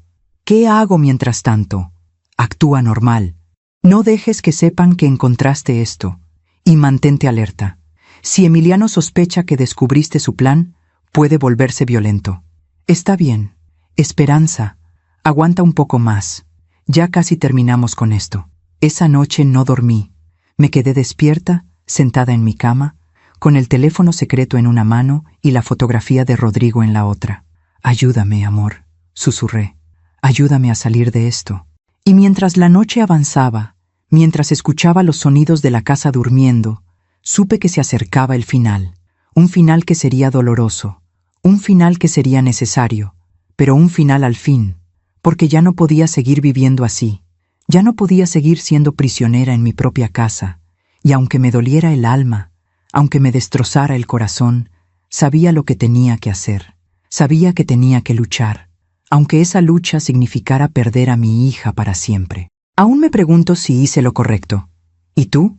¿Qué habrías hecho en mi lugar? Los 2 días siguientes fueron los más largos de mi vida.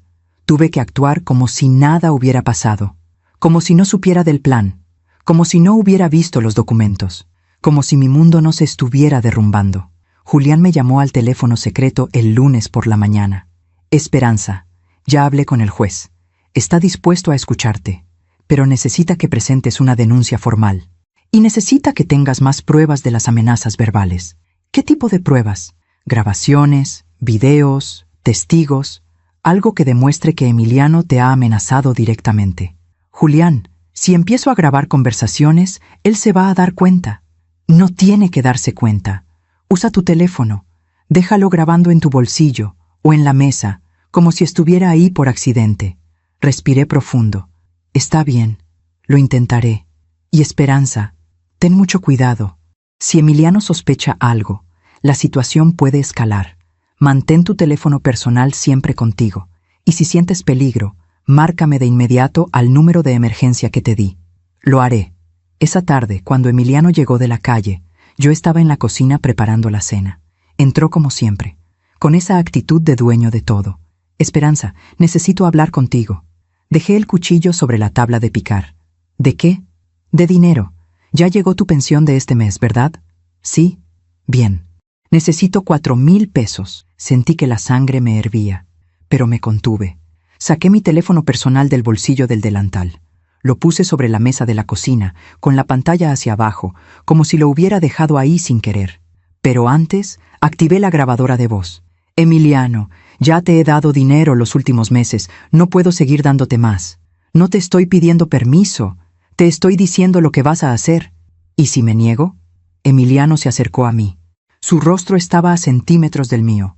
Si te niegas, las cosas se van a poner muy feas para ti, vieja, muy feas. ¿Me estás amenazando? Te estoy advirtiendo. Aquí las cosas se hacen como yo digo. Y si no te gusta, puedes irte. Pero esta casa se queda con nosotros. Esta casa es mía, Emiliano. Está a mi nombre. Él sonrió. Esa sonrisa que ya me daba náuseas. Por ahora. Pero no por mucho tiempo. Ya hablé con un doctor. Ya tengo documentada tu locura. En unas semanas voy a tener un certificado que dice que no estás en condiciones de tomar decisiones. Y entonces, Isela se va a hacer cargo de todo, incluyendo esta casa. Yo no estoy loca.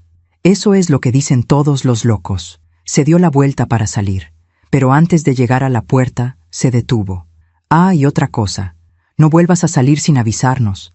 No vuelvas a tener reuniones secretas con nadie, porque te estamos vigilando. Y si vuelves a intentar buscar ayuda, te voy a encerrar en tu cuarto y nadie te va a encontrar. Salió de la cocina. Yo me quedé ahí, temblando. Tomé mi teléfono. Detuve la grabación. La escuché. Estaba perfecta. Cada palabra, cada amenaza, todo había quedado grabado. Esa noche le envié el audio a Julián por el teléfono secreto. Su respuesta fue inmediata. Esto es exactamente lo que necesitábamos. Mañana voy con el juez. Con esto y los documentos que fotografiaste, podemos conseguir una orden de alejamiento y empezar el proceso legal contra Emiliano. ¿Estás lista? Miré la pantalla del teléfono. ¿Estaba lista? ¿Estaba lista para destruir a mi familia? ¿Estaba lista para ver a mi hija odiándome? ¿Estaba lista para quedarme completamente sola? Escribí una sola palabra. Sí. Bien. Mañana en la tarde voy a necesitar que vengas a presentar la denuncia formal. ¿Puedes salir de la casa sin que sospechen? Encontraré la manera. Perfecto. Te espero mañana a las 3 de la tarde en la comandancia. Y Esperanza, aguanta un poco más. Ya casi terminamos. Guardé el teléfono. Y esa noche, por primera vez en meses, dormí un poco mejor, porque sabía que había esperanza. Al día siguiente, martes, esperé a que Isela saliera con los niños a hacer unas compras. Emiliano estaba en su habitación viendo televisión. Me arreglé rápidamente, tomé mi bolsa y salí de la casa. Caminé rápido hacia la avenida principal. Tomé un taxi. A la comandancia de policía, por favor. El taxista asintió. 20 minutos después, estaba frente al escritorio de Julián. Él me recibió con un abrazo. ¿Viniste? Bien, siéntate. Me senté. Julián sacó varios documentos. Este es el formato de denuncia. Vamos a acusar a Emiliano de violencia patrimonial, amenazas, despojo y tentativa de fraude. Con las grabaciones y las fotografías de los documentos, tenemos un caso sólido. Empecé a llenar el formato. Con cada línea que escribía, sentía que estaba cavando la tumba de mi relación con mi hija. Pero no me detuve, porque ya no podía seguir viviendo así. Cuando terminé, Julián revisó todo. Perfecto. Ahora voy a pedirle al juez que emita una orden de alejamiento temporal contra Emiliano. Eso significa que no podrá acercarse a ti. La policía lo va a notificar en las próximas horas. ¿Y qué va a pasar con Isela? Julián me miró con tristeza. Esperanza, si Isela estuvo involucrada en el robo de tu pensión o en el plan de Emiliano, ella también puede enfrentar cargos. Pero por ahora nos vamos a enfocar en Emiliano. ¿Ella también te ha amenazado?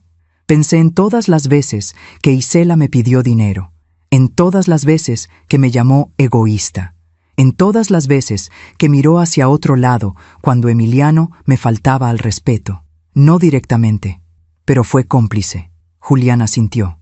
Entiendo. Vamos paso por paso. Primero sacamos a Emiliano de tu casa, después vemos qué hacemos con Isela. Firmé la denuncia. Julián me acompañó hasta la puerta.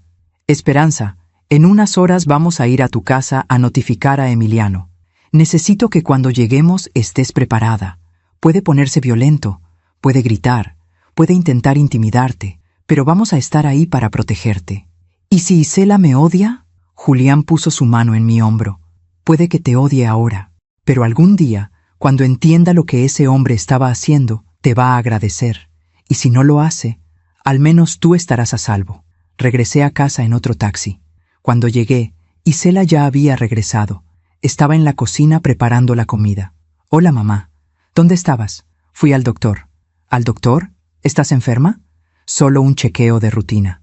Isela me miró con desconfianza. ¿Qué doctor? El doctor Ramírez, mi médico de siempre. Mentí con tanta naturalidad que me sorprendí a mí misma. Isela no dijo nada más, pero supe que no me creyó. A las 5 de la tarde escuché las sirenas. Mi corazón empezó a latir como loco. 2 patrullas se estacionaron frente a mi casa. Julián bajó de una de ellas, acompañado de 3 oficiales más. Emiliano salió corriendo de su habitación. ¿Qué carajos pasa? ¿Por qué hay patrullas aquí? Isela salió de la cocina. Mamá, ¿qué está pasando? Yo no dije nada. Julián tocó a la puerta. Emiliano abrió. ¿Quién es usted? Comandante Julián Ortega. ¿Es usted Emiliano Vargas Torres? Sí. ¿Qué quiere? Tengo una orden de alejamiento en su contra. Ha sido acusado de violencia patrimonial, amenazas, despojo y tentativa de fraude contra la señora Esperanza Costilla. Tiene que desalojar esta propiedad inmediatamente. El rostro de Emiliano se puso rojo. ¿Qué? Esto es una locura. No es una locura, señor. Es una orden judicial. Tiene 30 minutos para recoger sus pertenencias personales y abandonar la propiedad. Emiliano se volteó hacia mí. ¿Fuiste tú? ¿Tú hiciste esto? No respondí. Isela se acercó. Mamá, ¿qué hiciste? Finalmente hablé. Lo que debía hacer hace meses. Protegerme. Emiliano caminó hacia mí. Julián se interpuso inmediatamente. Un paso más y lo arresto por desacato. Emiliano apretó los puños. Esto no se va a quedar así, vieja estúpida. Te vas a arrepentir. Ya me escuchó, señor Vargas. Cualquier amenaza adicional será documentada. Ahora, recoja sus cosas. Emiliano subió las escaleras hecho una furia. Isela se quedó ahí, mirándome con una expresión que nunca olvidaré. No era solo enojo, era odio. ¿Cómo pudiste hacerle esto a tu propia familia, mamá? Isela, él te estaba usando. Nos estaba usando a las 2. Vendió mis joyas, infló los recibos, planeaba quitarme mi casa haciéndome pasar por loca. Eso no es cierto. Saqué mi teléfono. Le puse la grabación. Isela escuchó la voz de su esposo. Cada palabra, cada amenaza. Cuando terminó, ella tenía lágrimas en los ojos, pero no eran lágrimas de arrepentimiento, eran lágrimas de rabia. Tú lo provocaste, tú lo obligaste a hacer esto con tu egoísmo. Isela. No, mamá, no quiero escucharte. Elegiste a la policía sobre tu propia familia. Elegiste tu dinero sobre tus nietos. Yo no elegí nada. Emiliano me obligó. Emiliano bajó las escaleras con 2 maletas. Vámonos, Isela. Mi hija lo miró. ¿A dónde vamos a ir? A casa de mi hermano. Por ahora. Isela subió corriendo las escaleras. Empezó a empacar cosas a toda prisa. Yo me acerqué a Julián. No quiero que se lleven a los niños. Julián negó con la cabeza. Esperanza, son sus nietos, pero Isela es la madre. No podemos impedir que se los lleve a menos que haya una orden judicial que lo autorice. Y eso lleva tiempo. ¿Y si no los vuelvo a ver? Entonces tendrás que luchar por ese derecho. Pero primero necesitas estar a salvo. 20 minutos después, Isela bajó con los niños. Sebastián y Valeria me miraban confundidos. «Abuela, ¿por qué nos vamos?», preguntó Sebastián. «Porque tu abuela es una mala persona», respondió Isela. Esas palabras me atravesaron como un cuchillo. «Isela, no les digas eso. Es la verdad». Salieron de la casa. Emiliano me lanzó una última mirada llena de veneno. «Esto no termina aquí». Y se fueron. Los vi subir a un carro. Los vi alejarse. Y en ese momento me quedé completamente sola. Julián puso su mano en mi hombro. «Lo hiciste bien, Esperanza. Sé que duele, pero lo hiciste bien». Cerré la puerta y me dejé caer en el piso del recibidor, y lloré. Lloré como no había llorado en años, porque había ganado mi casa, pero había perdido a mi hija y a mis nietos, y no sabía si algún día los volvería a ver. Julián se quedó conmigo un rato, me preparó un té, se aseguró de que estuviera bien. Antes de irse, me dejó su número personal. Cualquier cosa, Esperanza, cualquier cosa. Esa noche, caminé por mi casa. La casa que ahora estaba vacía, la casa que ahora era solo mía.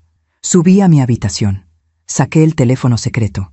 Le escribí a Julián: gracias por todo. No sé qué hubiera hecho sin ti. No tienes que agradecer. Hiciste lo correcto. Descansa. Mañana seguimos con el proceso. Guardé el teléfono. Me acosté en mi cama y miré por la ventana hacia el jardín oscuro, donde alguna vez crecieron mis bugambilias, donde alguna vez jugaron mis nietos, donde alguna vez fui feliz. Y pensé, ¿valió la pena? No lo sabía todavía, pero sabía una cosa: ya no era una prisionera, ya no vivía con miedo, ya no me iban a robar, ya no me iban a golpear. Y eso, de alguna forma, tenía que valer algo. Los primeros días después de que se fueron extraños.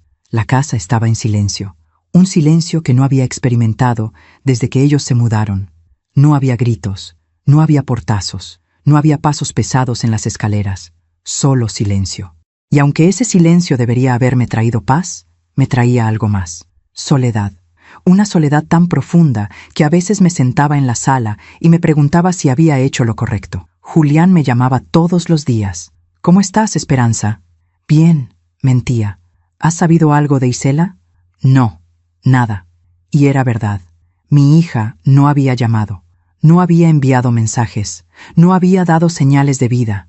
Era como si yo hubiera muerto para ella. Una semana después del desalojo, Julián vino a visitarme. Traía más documentos. Esperanza, tenemos que hablar sobre los siguientes pasos. Nos sentamos en la mesa de la cocina.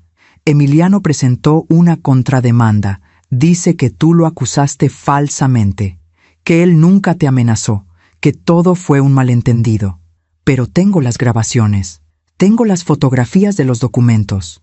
Lo sé, y eso es lo que nos va a salvar. Pero necesitamos prepararnos para un juicio. Va a ser largo, va a ser difícil y va a ser público.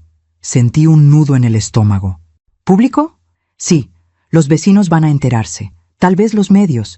Este tipo de casos a veces atraen atención. No quiero eso. Lo sé, pero es parte del proceso, y hay algo más que necesito preguntarte. Julián hizo una pausa. ¿Quieres incluir a Isela en la demanda? Me quedé helada. ¿A Isela? Sí, ella también tomó dinero de ti. Ella también fue cómplice del plan de Emiliano, aunque no estuviera al tanto de todos los detalles. Técnicamente, podríamos acusarla también. Cerré los ojos. No. ¿Estás segura? Sí. Isela es mi hija, y aunque me haya hecho daño, no puedo hacerle eso. Julián asintió lentamente. Está bien. Respeto tu decisión, pero quiero que sepas algo. Isela puede ser llamada como testigo, y dependiendo de lo que diga, ella puede incriminarse a sí misma. Entiendo. ¿Y qué hay de tu testamento? ¿Ya lo modificaste? Esa pregunta me dolió más que cualquier otra. No. Esperanza, necesitas proteger tu patrimonio. Si algo te pasa y tu testamento sigue dejando todo a Isela, Emiliano encontrará la forma de quedarse con tu casa. Tenía razón. Lo sabía. Está bien, voy a modificarlo. Bien. Te voy a dar el contacto de un notario de confianza, alguien que puede ayudarte a redactar un testamento que proteja tus intereses. Esa tarde, después de que Julián se fue, me quedé sentada en la cocina durante horas, mirando las paredes que alguna vez fueron testigos de risas familiares, mirando la mesa donde comimos juntos, mirando el jardín donde mis nietos jugaron, y tomé una decisión que me dolió hasta los huesos, pero que sabía que era necesaria. Al día siguiente, fui a la notaría. El notario que Julián me recomendó era un hombre serio pero amable. Se llamaba licenciado Carranza. Señora Esperanza, entiendo que quiere modificar su testamento. Sí. ¿Puede decirme qué cambios desea hacer? Respiré profundo. Quiero desheredar a mi hija. El notario me miró con una mezcla de sorpresa y compasión. ¿Está segura? Desheredar a un hijo es una decisión muy seria. Lo sé, pero mi hija fue cómplice de un plan para despojarme de mi patrimonio, y aunque no la estoy demandando, no puedo permitir que herede algo que será usado en mi contra. Entiendo. ¿Y a quién desea dejar como heredera? Me quedé en silencio por un momento. A mis nietos, Sebastián y Valeria, pero con una condición: el dinero quedará en un fideicomiso hasta que cumplan 25 años, y mientras tanto será administrado por alguien de confianza. ¿Quién? El comandante Julián Ortega. El notario tomó notas. Está bien, eso es completamente válido. ¿Y su casa? Mi casa también. Quedará en fideicomiso para mis nietos. Nadie podrá venderla hasta que ellos cumplan la edad y decidan qué hacer con ella. Mientras tanto, si yo fallezco, la casa quedará cerrada o rentada, pero el dinero de la renta irá al fideicomiso. Perfecto. ¿Algo más? Sí. Quiero dejar una carta explicando por qué tomé esta decisión, para que mis nietos, cuando crezcan, entiendan que no fue por odio, fue por protección. El notario asintió. Podemos hacer eso. Pasé las siguientes 2 horas redactando mi nuevo testamento, y cuando terminé de firmarlo, sentí un peso enorme saliendo de mis hombros. No era venganza, era protección, pero también era una despedida, porque sabía que Isela, cuando se enterara, nunca me perdonaría. Esa noche, escribí la carta para mis nietos. La escribí con lágrimas cayendo sobre el papel. Queridos Sebastián y Valeria, si están leyendo esto, es porque ya no estoy con ustedes, y probablemente su mamá les ha dicho cosas terribles sobre mí.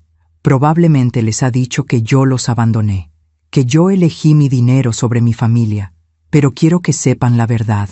Yo los amé desde el primer día, los amé con cada fibra de mi ser, y cuando tuve que tomar la decisión de alejar a su papá de mi vida, fue la decisión más difícil que he tomado, pero era necesaria, porque su papá estaba tratando de robarme, de quitarme mi casa, de hacerme pasar por loca para poder quedarse con todo lo que su abuelo Rodrigo y yo construimos durante 40 años. Y yo no podía permitirlo, no porque fuera egoísta, sino porque esa casa, ese patrimonio, es su futuro. Es lo que yo quiero dejarles a ustedes. Su mamá cometió el error de elegir a un hombre que no la merecía, un hombre que la usó, que nos usó a todos, y aunque eso me parte el corazón, no puedo cambiar el pasado, solo puedo proteger su futuro. Por eso, esta casa es de ustedes, este dinero es de ustedes, y espero que cuando sean mayores, entiendan que cada decisión que tomé fue pensando en ustedes. Los amo, siempre los he amado, siempre los amaré. Su abuela, Esperanza. Guardé la carta en un sobresellado. Se la di al notario para que la anexara al testamento.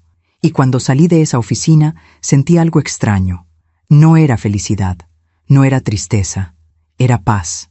Una paz dolorosa, pero paz al fin. Los siguientes días fueron de reconstrucción.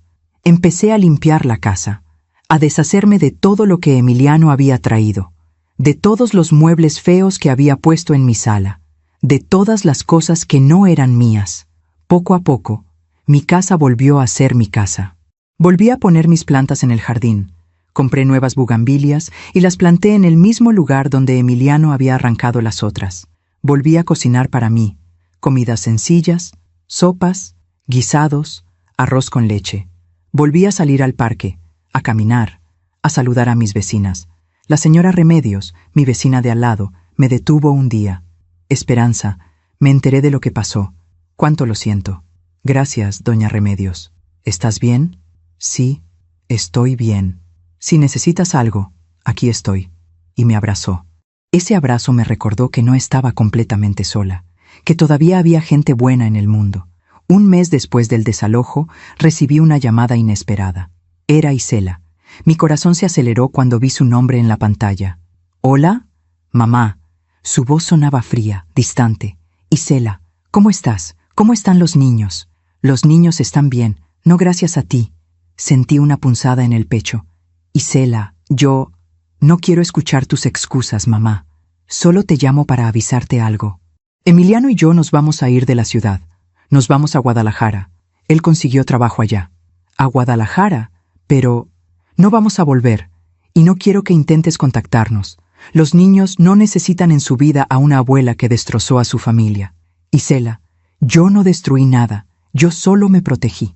Eso es lo que tú crees, pero la verdad es que elegiste tu dinero sobre nosotros, y eso nunca te lo voy a perdonar. Hija, por favor. Adiós, mamá. Y colgó. Me quedé ahí, con el teléfono en la mano, sintiendo cómo las lágrimas corrían por mi rostro. Sabía que este momento llegaría, pero eso no lo hacía menos doloroso. Esa noche, saqué el teléfono secreto. Le escribí a Julián. Isela se va a Guadalajara. Me dijo que no quiere que los contacte, que no quiere que vea a mis nietos. La respuesta llegó en minutos. Lo siento, Esperanza. Sé que duele, pero hiciste lo correcto. Y algún día, cuando tus nietos crezcan, ellos van a entender. ¿Y si no entienden? Entonces habrás hecho lo correcto de todas formas, porque lo correcto no siempre es lo que trae felicidad inmediata. A veces, es lo que trae paz a largo plazo. Guardé el teléfono. Y esa noche, en lugar de llorar, hice algo diferente. Salí al jardín, me senté en mi vieja mecedora y miré las estrellas, y por primera vez en mucho tiempo me sentí libre. Libre de las amenazas, libre de los robos, libre del miedo.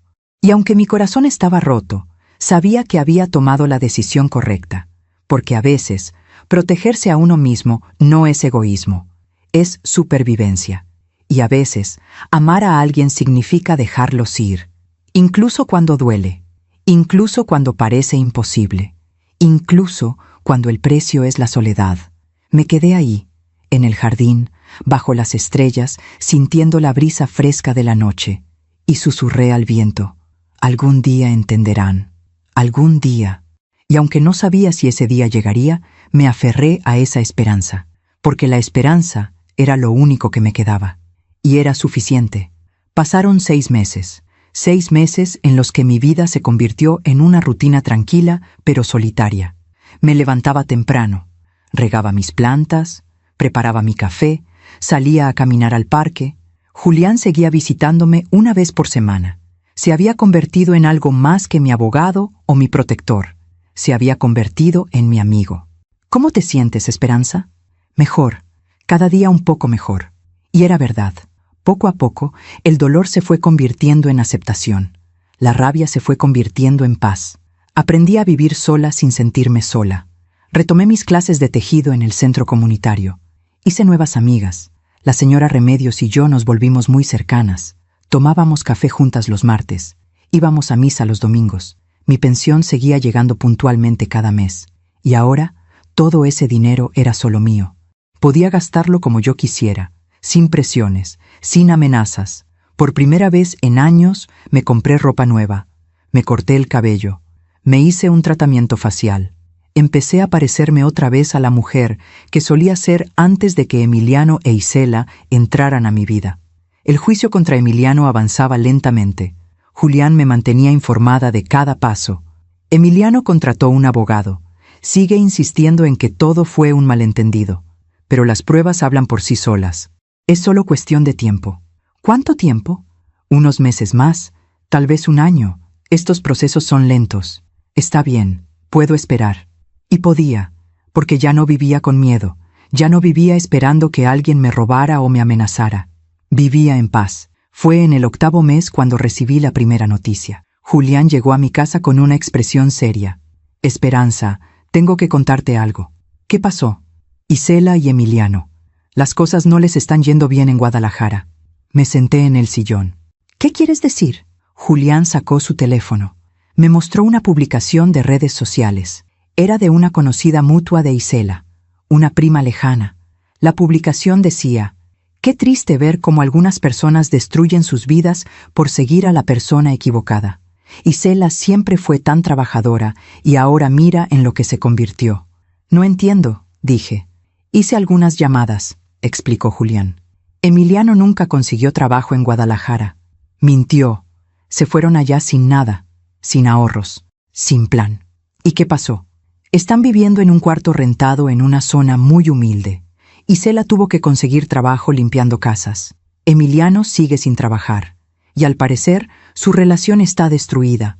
Pelean constantemente. Los vecinos se quejan del ruido. Sentí un nudo en el estómago. No era satisfacción lo que sentía. Era tristeza. porque aunque Isela me había hecho tanto daño, seguía siendo mi hija. ¿Y los niños? Los niños están bien, hasta donde sé. Van a la escuela. Pero están viviendo en condiciones muy diferentes a las que tenían aquí. Me quedé en silencio. Esperanza, sé que esto debe ser difícil para ti. Lo es, pero no porque disfrute su sufrimiento. Es difícil porque me duele verlos así, aunque me hayan lastimado. Julián asintió. Eso habla bien de ti. 2 meses después llegó la segunda noticia. Esta vez fue la señora Remedios quien me la dio. Esperanza, ¿te enteraste? ¿De qué? De Emiliano. Lo arrestaron en Guadalajara. El corazón se me aceleró. ¿Lo arrestaron? ¿Por qué? Por intentar vender joyas robadas. Al parecer, le robó a la señora para la que Isela trabajaba limpiando. Entró a la casa cuando no había nadie y se llevó un joyero completo. Pero la señora tenía cámaras de seguridad. Me llevé la mano a la boca. Dios mío. Sí, y cuando la policía fue a buscarlo, encontraron más joyas en su cuarto. Joyas que no podía explicar de dónde había sacado. Mis joyas, las que me robó hace meses. Llamé a Julián de inmediato. Julián, ¿ya te enteraste de lo de Emiliano? Sí, me acaban de informar. La policía de Guadalajara encontró varias piezas que coinciden con la descripción de las joyas que reportaste robadas. Mis aretes, mi anillo de bodas y otras cosas que ni siquiera sabía que me faltaban. ¿Qué va a pasar ahora? Van a procesarlo en Guadalajara por el robo reciente. Pero una vez que termine ese proceso, será extraditado aquí para enfrentar los cargos que ya tenemos contra él. Esperanza, este hombre va a ir a la cárcel, no hay duda. Colgué el teléfono. Y no sentí alegría, no sentí venganza, solo sentí cansancio. Cansancio de todo este dolor, de toda esta destrucción. 3 semanas después, recibí una llamada. Era un número desconocido. ¿Hola? ¿Mamá? Era Isela. Su voz sonaba rota, destruida. Isela. Mamá, necesito hablar contigo. Está bien, habla. Escuché sollozos del otro lado de la línea. Arrestaron a Emiliano. Está en la cárcel. ¿Y yo? Yo no tengo dinero para un abogado. No tengo dinero para nada. Apenas tengo para comer. Isela, sé que no tengo derecho a pedirte nada. Sé que te hice daño. Sé que fui una mala hija. Pero por favor, mamá, por favor, necesito ayuda. Los niños necesitan ayuda. Cada palabra era una daga en mi corazón. Isela, ¿tú sabías lo que Emiliano estaba planeando? Silencio. Contéstame con la verdad. Más sollozos. No todo. No sabía que te había golpeado. No sabía que quería declararte incapaz. Pero sabía que te estaba quitando dinero. Sabía que había vendido tus joyas. Y no hice nada para detenerlo. ¿Por qué no? Porque tenía miedo. Tenía miedo de quedarme sola. Tenía miedo de que si lo dejaba, no iba a poder mantener a mis hijos sola. Y pensé que si tú nos dabas dinero, todos estaríamos bien. Pero no estaban bien, Isela. Estaban destruyéndome. Lo sé, mamá. Y lo siento. De verdad lo siento. Cerré los ojos. Isela, no voy a ayudarte con un abogado para Emiliano. Mamá, por favor. No, ese hombre me robó, me amenazó, me golpeó y planeó quitarme todo. No voy a mover un dedo para ayudarlo. Está bien, lo entiendo. Pero, ¿y los niños? ¿Y yo? Mamá, no tengo trabajo estable. Apenas me alcanza para pagar la renta. Sebastián necesita lentes y no puedo pagarlos. Valeria está comiendo solo frijoles y arroz. Sentí que el corazón se me partía en 2. ¿Qué quieres que haga, Isela? No lo sé. Solo necesito ayuda. Cualquier ayuda. Respiré profundo. Te voy a hacer una transferencia. 3,000 pesos. Pero con una condición. ¿Cuál? Que uses ese dinero solo en los niños. En comida, en útiles escolares, en lo que ellos necesiten. No en abogados para Emiliano. No en rentas caras. Solo en los niños. Sí, mamá, sí. Lo prometo. Y otra cosa, Isela. Esto no significa que estemos bien. No significa que olvidé lo que pasó. Pero no voy a dejar que mis nietos sufran por los errores de sus padres. Gracias, mamá. Gracias. ¿Isela? ¿Sí? ¿Todavía amas a Emiliano? Hubo un largo silencio. No lo sé. Tal vez lo amaba. O tal vez solo tenía miedo de estar sola. Pero ahora que veo en lo que se convirtió nuestra vida, creo que nunca lo conocí realmente. Él te usó, Isela. Nos usó a las 2. Lo sé. Colgamos. Esa tarde hice la transferencia. 3,000 pesos. No por Isela, por Sebastián y Valeria. Julián vino a visitarme al día siguiente. Escuché que hablaste con Isela. ¿Cómo te enteraste? Porque te conozco, Esperanza, y porque imaginé que te iba a buscar. Le di dinero, solo para los niños. Julián asintió. Hiciste bien, pero ten cuidado, no dejes que vuelva a manipularte. No lo hará. Ya aprendí. 3 meses después llegó la noticia final. Emiliano fue sentenciado a 5 años de prisión en Guadalajara por robo. Y después de cumplir esa sentencia, sería transferido a la Ciudad de México para enfrentar los cargos de violencia patrimonial, amenazas y fraude. En total, enfrentaba hasta 10 años de cárcel. Julián me lo confirmó con una llamada. Se acabó, Esperanza. Ganamos. Pero yo no sentí que había ganado nada. Solo sentí que finalmente podía cerrar ese capítulo. Isela me llamó una última vez ese año. Mamá, me voy a divorciar de Emiliano. Me parece bien, hija. Y quería preguntarte algo. Dime, ¿crees que algún día puedas perdonarme? Me quedé en silencio. No lo sé, Isela. Tal vez algún día, pero hoy todavía duele demasiado. Lo entiendo. Pero quiero que sepas algo. Aunque no pueda perdonarte ahora, nunca voy a dejar de preocuparme por ti.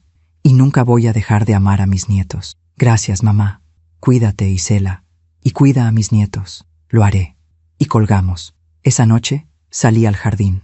Mis bugambilias habían crecido hermosas, más hermosas que antes. Me senté en mi mecedora y miré las estrellas y pensé en todo lo que había pasado, en todo lo que había perdido y en todo lo que había ganado. Porque sí, había perdido a mi hija, había perdido la relación con mis nietos, había perdido la ilusión de una familia unida, pero había ganado algo más valioso: mi dignidad, mi casa, mi paz y la certeza de que había hecho lo correcto. Emiliano estaba en la cárcel, no porque yo lo hubiera vengado, sino porque sus propias acciones lo llevaron ahí. Porque la vida, tarde o temprano, siempre cobra sus deudas, y aunque me dolía ver a Isela sufriendo las consecuencias de sus decisiones, sabía que ese sufrimiento era necesario, porque solo a través del dolor se aprende, solo a través de la pérdida se valora lo que se tenía, y tal vez, solo tal vez, algún día Isela entendería que yo no la abandoné, que yo solo me protegí, y que a veces el amor más grande es el amor que te obliga a soltar. Me quedé ahí, bajo las estrellas, sintiendo la brisa fresca, y por primera vez en mucho tiempo sonreí, porque sabía que iba a estar bien, porque sabía que el karma había hecho su trabajo, y porque sabía que aunque el camino fue doloroso, valió la pena, valió cada lágrima, cada noche sin dormir, cada momento de soledad, porque al final aprendí la lección más importante de todas, que a veces la justicia no llega de nuestras manos, llega del universo, y llega justo cuando tiene que llegar. Han pasado 2 años desde aquella noche en que Emiliano me arrastró por el cabello y me encerró en ese cuarto oscuro. 2 años desde que saqué mi teléfono secreto y pedí ayuda. 2 años desde que mi vida cambió para siempre. Hoy tengo 63 años, y cuando me miro al espejo, veo a una mujer diferente. Veo arrugas que no estaban antes, canas que se multiplicaron, pero también veo algo más. Veo fortaleza, veo dignidad, veo paz. Mi casa sigue siendo mi refugio. La he ido llenando de nuevo con cosas que me hacen feliz. Plantas en cada rincón, fotografías de Rodrigo, libros que siempre quise leer y nunca tuve tiempo. El jardín está más hermoso que nunca. Las bugambilias crecieron tanto que la señora Remedios dice que parecen nubes rosadas flotando sobre la cerca. Sigo saliendo al parque todos los días. Sigo tomando café con mis amigas. Sigo asistiendo a mis clases de tejido. Mi vida es sencilla, pero es mía. Julián sigue visitándome. Ya no como mi abogado, sino como mi amigo. Tomamos café, platicamos, reímos. Hace unos meses me confesó algo. Esperanza, cuando me llamaste esa noche hace 2 años, no sabía qué tan grave era tu situación. Pero en cuanto escuché tu voz, supe que tenía que ayudarte, porque tú me ayudaste hace muchos años cuando nadie más lo hizo, y esa es una deuda que nunca olvidé. Tú no me debías nada, Julián. Claro que sí, y más que eso, Me alegra haber estado ahí. Me alegra haber sido parte de tu recuperación. Esas palabras me conmovieron profundamente, porque me recordaron que aunque perdí una familia, gané amistades verdaderas. El juicio contra Emiliano terminó hace 6 meses. Fue declarado culpable de todos los cargos: violencia patrimonial, amenazas, fraude, despojo intentado. En total, lo sentenciaron a 12 años de prisión. 12 años en los que no podrá hacerle daño a nadie más. Cuando Julián me dio la noticia, no sentí alegría. No sentí venganza cumplida. Solo sentí alivio. Alivio de que finalmente había terminado. Mis joyas fueron recuperadas.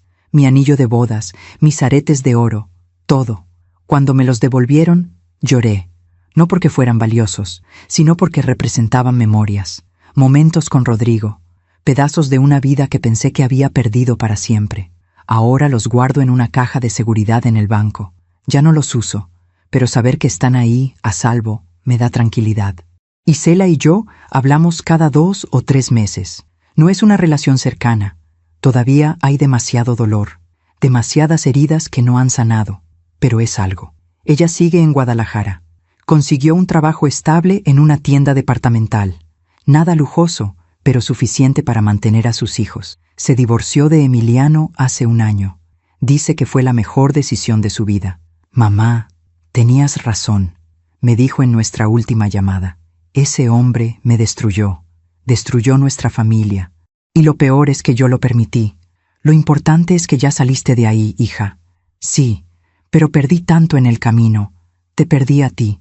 Perdí tu confianza. Perdí años de mi vida. Todavía eres joven, Isela. Todavía puedes reconstruir. Lo estoy intentando, mamá. De verdad lo estoy intentando. Y yo le creo, porque aunque todavía no puedo perdonarla completamente, veo en ella un cambio. Veo arrepentimiento genuino. Veo crecimiento. Y eso me da esperanza. Mis nietos, Sebastián y Valeria, ahora tienen 11 y 9 años. Hablo con ellos por videollamada 1 vez al mes. Isela me lo permite. Al principio, las conversaciones eran incómodas.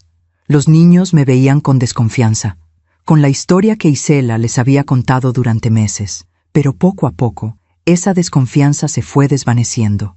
Ahora me cuentan de la escuela, de sus amigos, de sus sueños. Sebastián quiere ser veterinario. Valeria quiere ser maestra.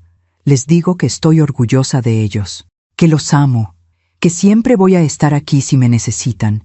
Y aunque no puedo abrazarlos, aunque no puedo verlos crecer de cerca, al menos puedo estar presente en sus vidas de esta manera. El testamento que modifiqué hace 2 años sigue vigente. Todo lo que tengo será de ellos cuando yo ya no esté. La casa, los ahorros, todo. Y la carta que escribí sigue guardada en la notaría, esperando el día en que ellos la lean, esperando el día en que entiendan. A veces, cuando estoy sola en la casa, me pregunto si tomé las decisiones correctas, si debí haber sido más paciente con Isela, si debí haber dado más oportunidades. Pero entonces recuerdo esa noche, recuerdo el dolor del cabello siendo arrancado, recuerdo el sabor de la sangre en mi boca, recuerdo el miedo de estar encerrada en ese cuarto oscuro, y sé que no tuve opción, que lo que hice fue supervivencia, no venganza, no egoísmo, supervivencia. Y si tuviera que hacerlo de nuevo, tomaría las mismas decisiones, porque aprendí algo muy importante en estos 2 años. Aprendí que amarse a uno mismo no es egoísmo. Aprendí que poner límites no es crueldad. Aprendí que proteger tu paz es un acto de amor propio. Y aprendí que a veces, la familia que eliges es más fuerte que la familia de sangre. La señora Remedios se ha convertido en la hermana que nunca tuve. Julián se ha convertido en el hijo que Isela no pudo ser. Mis amigas del tejido se han convertido en mi red de apoyo. Y aunque extraño lo que pudo haber sido, estoy agradecida por lo que es. Hace unas semanas, mientras regaba las bugambilias, encontré algo enterrado en la tierra. Una pequeña cajita de metal oxidada. La abrí con cuidado. Dentro había una fotografía vieja, una fotografía de Isela cuando tenía 5 años. Estaba en el jardín, sonriendo, con las manos llenas de tierra, plantando flores conmigo. Me quedé mirando esa fotografía durante mucho tiempo y lloré. Lloré por la niña que fue. Lloré por la mujer en la que se convirtió. Lloré por todo lo que se perdió en el camino, pero también sonreí, porque esa niña de la fotografía todavía existe en algún lugar, y tal vez, solo tal vez, algún día volverá.